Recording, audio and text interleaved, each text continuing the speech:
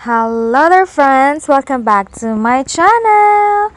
So yeah, I'm here again because I received my Black & Decker juice extractor, and then what are we going to do right now is unbox it. While I'm doing it, friends, just be with me.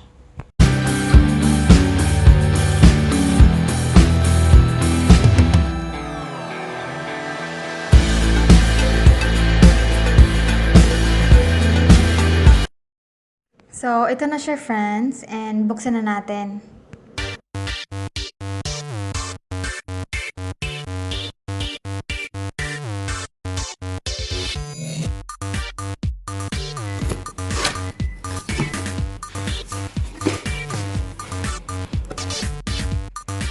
Oh, ayan mga friends, may congratulations letter pa.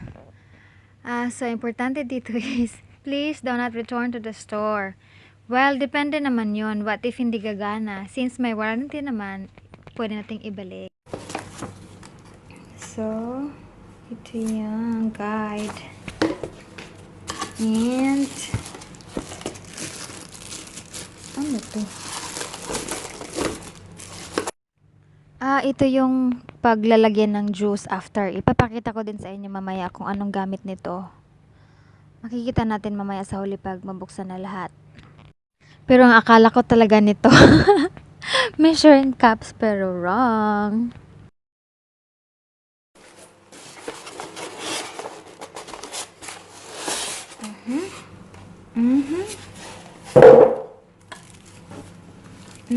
Ito na siya, ito na siya.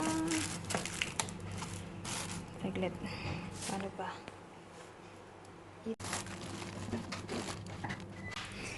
Ito na siya, friends. So,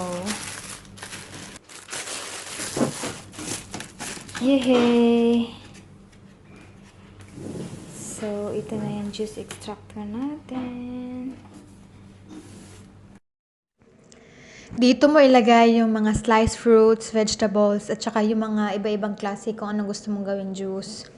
Anyway, kung gagawa ako, ipapakita ko din sa inyo kung paano siya gawin at paano gamitin.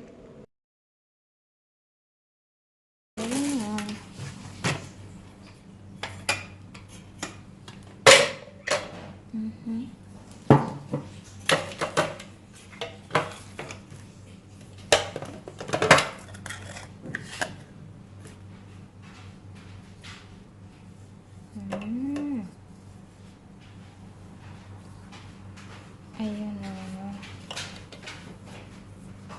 So, dito lang siya.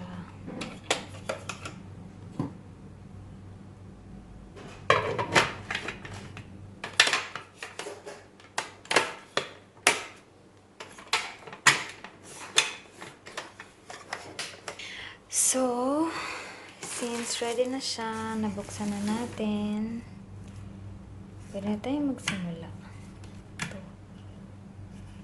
Pwede na tayong ito yung adjust. Ito yung gusto mo malakas. 1, 2, okay. Ito pa bang bago dito?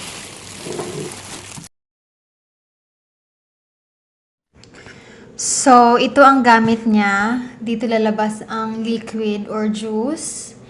And sa next video ko, since ready na siyang gamitin at nakaset up na, gagawa ako ng celery juice at ipapakita ko din sa inyo. And just sa ngayon, ito na lang muna friends.